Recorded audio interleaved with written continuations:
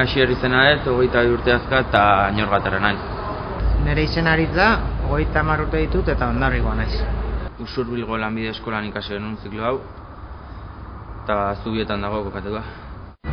Ikastetxean erakutsi zizkiguten nola materia gehienak izan zian pixkat elektrizitatea, gero fisika pixkatola teoria eta guzti hori, eta gero ja batez ere hotzaren munduko praktikak eta teoria pixkat ere.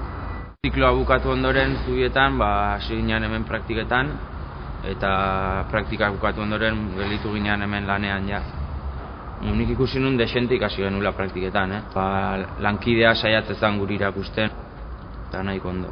Enpresa honetan batez ere montatzen dira osteko kamarak, eta gero eskaintzen da bai, kamara horiek apurtzen badia lokesea, zerbitzu tekniko bat edo. Enpresa honetan lanean daude ofizinako neskak bakarrik, tailerrean gu bezala ez daude emakumeak.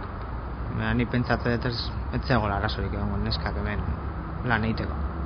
Badago lan fisiko pixkatola, pixu pixkat noiz amenatxatu behar da, baina orokorrean uste moldatu daitezkeela. Unibertsitatean igual teoria gehiago emango izute, eta gero igual lanbide heziketan praktika gehiago egiten duzu. Lanbide heziketan etzako motza, baina praktikoa izan da. Haiek lortu dute, orain zuk duzu hitza.